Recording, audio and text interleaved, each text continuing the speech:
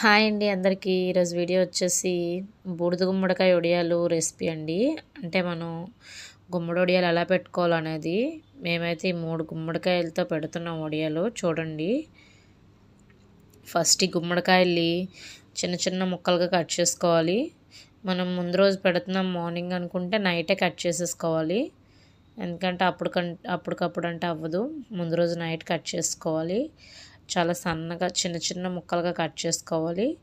ఎందుకంటే మనం పెద్ద ముక్కలు కట్ చేసుకున్నాం అనుకోండి, అవి వేయించుకునేటప్పుడు పచ్చి పచ్చిగా తగులుతాయి, అంటే తొందరగా వేగవు. అదే మనం చిన్న ముక్కలు అనుకోండి కట్ చేసుకుంటే బాగా వేగుతాయి అన్నమాట. ఇప్పుడు మనం ఇంకోండి ఇలా ముందుగా అంతా కట్ చేసుకొని గుమ్మడికాయలు ఇవి ఒక క్లాత్లో కట్టి బరువు పెట్టాలండి. మనం ముందు రోజు కట్ చేసుకోవడం అనేది అందుకే. గుమ్మడికాయల్లో వాటర్ ఉంటుంది కదా, పచ్చికాయలు కదా, ఇది కొంచెం వాటర్ అనేది దిగుతుంది. నైట్ టైం ఇలా కట్ చేసుకొని ఒక క్లాత్లో కట్టి ఏదైనా బరువు పెట్టుకోవాలి. దీనికి ఇప్పుడు మనం ఒక 3 గుమ్మడికాయలకి నేను ఒక 1/2 కేజీ పప్పు వేసుకున్నాను. ఒక 1/2 కేజీ సగ్గుబియ్యం నానబెట్టుకుంటున్నాను. మినపప్పు, సగ్గుబియ్యం. ఇప్పుడు నానబెట్టుకున్నవి మినపప్పు రుబ్బేసుకోవాలి. ఉప్పు వేసుకొని రుబ్బుకోండి. ఇందులో కారంకి సరిపడా పచ్చిమిరపకాయలు, అల్లము కొంచెం కొంచెం రుబ్బుకోవాలి మనం కారంకి సరిపడా. ఈ గుమ్మడికాయ ముక్కలు మనం మార్నింగ్ లేచాక ఇలా ఏదైనా ఫ్రీగా కలుపుకునే బకెట్లో కానీ పెద్ద తప్పెలలో కానీ వేసుకొని ఇలా వేసుకోవాలి. అందులో మనం నానబెట్టుకున్న సగ్గుబియ్యం వాటర్ లేకుండా పిండేసి వేసుకోవాలి.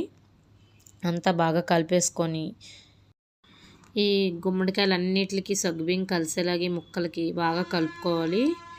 ఇందులోకి మనం పచ్చిమిరపకాయలు, అల్లం పేస్టు, అంటే మనం కారం ఇందులో వేరేగా మనం వేయలేం కదా, అందుకని పచ్చిమిరపకాయలు, అల్లం సరిపడా మిక్సీ పట్టేసుకొని ఇలా కలిపేసుకోవాలి. ఆ ముద్ద కారం అనేది అదే కాబట్టి కారం ఎక్కువ తినేవారు మరి కొంచెం ఎక్కువ పచ్చిమిరపకాయలు, అల్లం కలిపి మిక్సీ వేసుకొని ఆ పేస్ట్ వేసుకోవాలి. ఇప్పుడు ఈ మినపప్పు వేసుకున్నాం రుబ్బు. ఈ రుబ్బు అనేది మనం ఉప్పు వేసుకొని రుబ్బుకోవాలి. ఎందుకంటే మనం ఈ గుమ్మడికాయ ముక్కలకు కూడా మరి అదే ఉప్పు కాబట్టి కొంచెం ఉప్పు సరిపడా వేసుకొని ఉప్పు వేసి ఆ మినపప్పు రుబ్బుకోవాలి.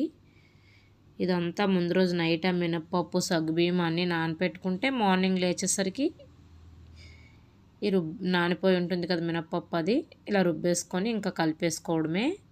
గుమ్మడి వడియాలకి మొత్తం ముక్కలన్నింటికి బాగా సర్దుకునేలాగా ఈ మొత్తం ఈ రుబ్బంతా కలిపేయాలి బాగా.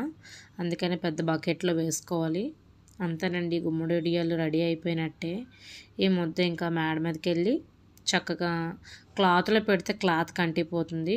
అందుకనే మనం ఏదైనా కవర్ చూసి ఆ కవర్ మీద పెట్టుకున్నాం అనుకోండి, అవి ఎండిపోగానే ఆటోమేటిక్గా అవే పైకి ఇలా వస్తూ ఉంటాయి. అదే మనం క్లాత్లో పెట్టామనుకోండి క్లాత్కి అంటిపోతూ ఉంటాయి. ఏ వడియాలైనా మినపప్పు వడియాలు కూడా మినప వడియాలు ఉంటాయి కదా, అవి కూడా కవర్ మీద పెట్టుకుంటే మనం ఎండిపోయాక లాగే పని ఉండదు. ఆటోమేటిక్గా అవే ఈజీగా వచ్చేస్తాయి ఎండిపోయాక.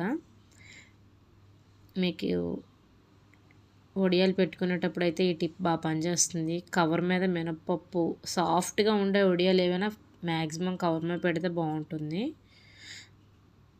చూడండి, బాగా కలిపేసుకున్నామంతా. ఇలా ఉండలా కూడా వస్తుంది. ఇంకా మేడ మీద పట్టుకెళ్ళి మీదిగోండి మేమైతే కవర్ మీద పెట్టేస్తున్నాం. మనకి ఏ సైజు కావాలంటే ఆ సైజు పెట్టేసుకోవచ్చు. అంతేనండి, ఒక 2 రోజులు పడుతుంది టైము ఎండడానికి. ఎండిన తర్వాత వేయించేసుకుంటే గుమ్మడి వడియాల టేస్ట్ అయితే చాలా బాగుంటుంది. అందరూ ట్రై చేయండి. మా వీడియో కనుక నచ్చితే ప్లీజ్ లైక్ చేయండి.